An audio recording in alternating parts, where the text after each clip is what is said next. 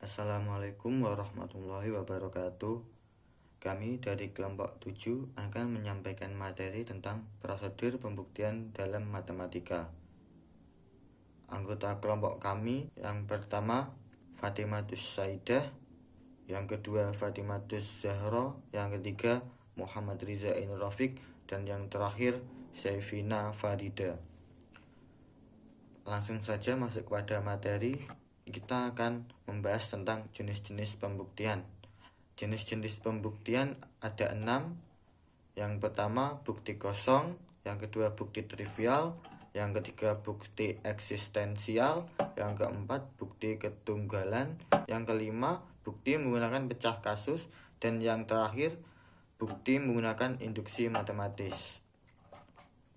Untuk yang pertama bukti kosong, P implikasi Q apabila hipotesis P bernilai salah, maka implikasi P Q akan selalu bernilai benar. Contoh bukti kosong, jika ada 100 orang terdaftar dalam kelas A, maka 6 kuadrat sama dengan 36. Buktinya, pernyataan yang jelas seperti pernyataan di atas pasti benar. Alasan kesimpulannya, hipotesis yang tidak saling mendukung, yang mana mungkin benar atau mungkin tidak benar berdasarkan pendaftarannya. Selanjutnya yang kedua, bukti trivial. P implikasi Q, jika Q benar, maka implikasi PQ akan selalu bernilai benar. Contoh, buktikan jika 0 kurang dari X kurang dari 1, maka 0 mutlak X per mutlak X plus 1. Buktinya, karena pernyataan Q yaitu 0 kurang dari mutlak X per mutlak X plus 1 selalu benar untuk setiap X bilangan real termasuk X dalam interval 0,1. Maka secara otomatis kebenaran pernyataan ini terbukti. Untuk yang ketiga adalah bukti ekstensial. Bukti ekstensial dibagi menjadi 2, yaitu konstruktif dan tak konstruktif atau non-konstruktif. Untuk yang konstruktif adalah ekstensi ditunjukkan secara langsung. Untuk yang tak konstruktif adalah ekstensi ditunjukkan secara tidak langsung. Untuk contoh pembuktian ekstensi konstruktif adalah jika A dan B bilangan real dengan A kurang dari B, maka terdapat bilangan rasional R dengan A kurang dari R, B lebih dari R. Bukti, diperhatikan bahwa 1 per B dikurangi A, suatu bilangan real positif menurut sifat Archimedes terdapat bilangan asli N sehingga N kurang dari 1 per B dikurangi A. Untuk N ini berlaku NB dikurangi NA lebih besar 1. Itu untuk yang pertama. Sekarang ambil M sebagai bilangan bulat pertama yang lebih besar dari NA dan berlaku M dikurangi 1 lebih kecil sama dengan NA, M lebih besar NA. Itu yang kedua. Dari yang ke-1 dan kedua diperoleh NA lebih kecil M, NA tambah 1 lebih besar sama dengan M, NB lebih besar NA plus 1. Bukti terakhir ini dapat ditulis NA lebih kecil M, NB lebih besar M, dan dengan membagi semua ruas dengan N didapat A lebih kecil M per N, B lebih besar M per N, dan dengan mengambil R sama dengan M per N, maka bukti teorema selesai. Untuk contoh pembuktian ekstensi non-konstruktif, buktikan ada bilangan irasional X dan Y sehingga X, Y rasional. Bukti, jika sudah mengetahui bahwa akar 2 irasional, anggota kita sudah dapat membuktikannya. Sehingga perhatikan dalam kurung akar 2 pangkat akar 2, bila ternyata dalam kurung akar 2 pangkat akar 2 rasional, maka bukti selesai. Dalam hal ini diambil X sama dengan Y sama dengan 2. Bila dalam kurung akar 2 pangkat akar 2 bukan rasional yaitu irasional, diperhatikan bahwa dalam kurung akar 2 pangkat akar 2 tutup kurung pangkat akar 2 sama dengan dalam kurung akar 2 pangkat akar 2 sama dengan 2 merupakan bilangan rasional. Jadi salah satu pasangan X, Y dengan X sama dengan Y sama dengan akar 2 atau X sama dengan dalam kurung akar 2 pangkat akar 2 dan Y sama dengan akar 2 pasti memenuhi pernyataan yang dimaksud. Untuk bukti ketunggalan, dalam membuktikan ketunggalan pertama harus ditunjukkan ekstensi suatu objek. Katakan objek itu X. Ada dua pendekatan yang dapat ditempuh untuk membuktikan bahwa X hanya satu-satunya objek yang memenuhi, yaitu diambil objek sembarang, katakan Y, maka ditunjukkan Y sama dengan X. Atau misalkan Y objek sembarang lainnya dengan Y tidak sama dengan Y. Ditunjukkan adanya suatu kontradiksi. Cara ini tidak lain menggunakan metode kontradiksi seperti yang sudah dibahas sebelumnya. 5. Bukti menggunakan pecah kasus. Teorema.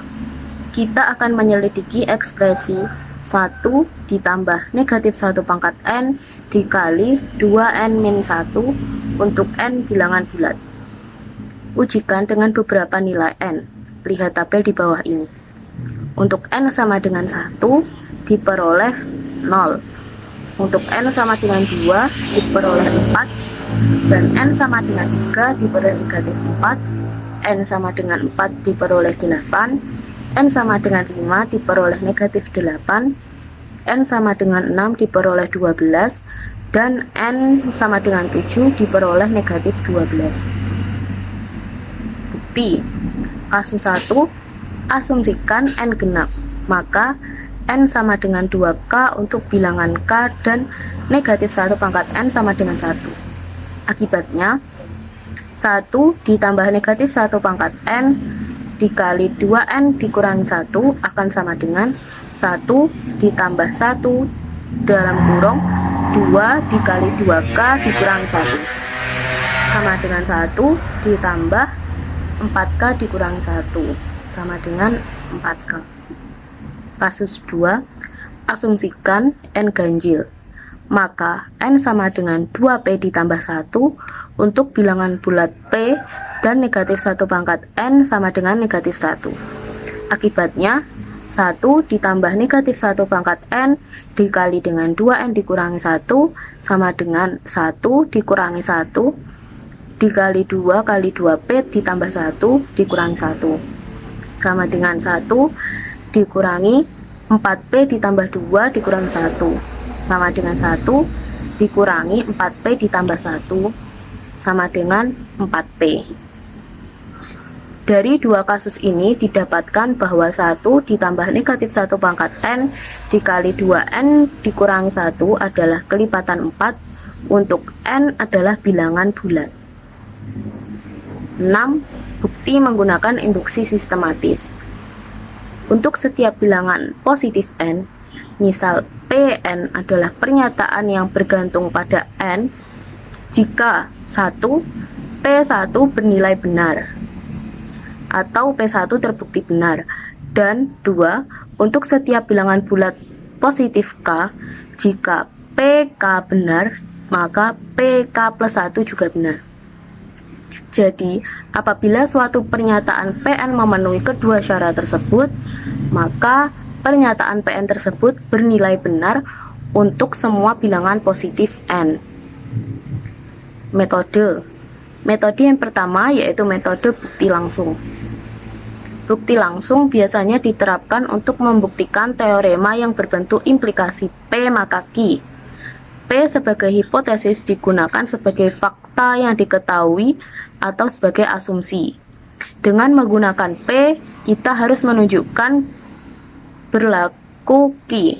Secara logika, pembuktian langsung ini ekuivalen dengan membuktikan bahwa pernyataan P maka Q benar di mana diketahui P benar. Jadi, pada implikasi P maka Q, apabila P sudah benar, maka implikasi tersebut sudah bernilai benar. Contoh bukti langsung dibagi menjadi dua, yaitu pembuktian untuk kalimat yang mengandung kuantor universal dengan pembuktian untuk kalimat yang mengandung kuantor eksistensial.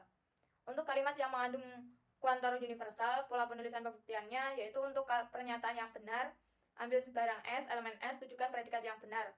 Dan untuk pernyataan yang salah, ada atau pilih suatu S, elemen S, tujukan predikat yang salah. Contohnya, semua himpunan A dan himpunan B bukan termasuk himpunan kosong. A gabungan B bukan termasuk himpunan kosong. Objeknya yaitu himpunan A dan himpunan B. Untuk atributnya yaitu A, B bukan himpunan kosong, dan kejadiannya yaitu A gabungan B bukan termasuk himpunan kosong. Yang kedua yaitu untuk kalimat yang mengandung kuantor eksistensial. Pola penulisan pembuktiannya untuk pernyataan yang benar, yaitu ada atau pilih suatu S, elemen S, tujukan predikat yang benar. Dan untuk pernyataan yang salah, pembuktiannya dengan kontradiksi. Diawali dengan andaikan ada S, elemen S yang memenuhi. Tujukan bahwa terdapat pertentangan atau kontradiksi. Contohnya, ada bilangan bulat yang lebih dari 2, X kuadrat min 5X plus 6 sama dengan 0. Objeknya yaitu bilangan bulat X, atributnya X lebih dari 2, kejadiannya X kuadrat min 5X plus 6 sama dengan 0. Selanjutnya yaitu bukti tak langsung. Bukti tak langsung dibagi menjadi 2, yaitu kontraposisi dan kontradiksi. Kontraposisi yaitu nilai kebenaran suatu implikasi PQ ekuivalen dengan nilai kebenaran kontraposisinya negasi Q implikasi negasi P. Untuk kontradiksi, pembuktian dengan metode kontradiksi artinya kita membuat pertentangan dengan kalimat yang akan dibuktikan. Contoh pembuktian tak langsung dengan metode kontraposisi.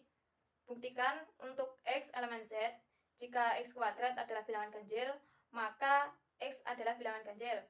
Pola pembuktian seharusnya berangkat dari menunjukkan bahwa X kuadrat adalah bilangan ganjil, kemudian diarahkan ke X adalah bilangan ganjil.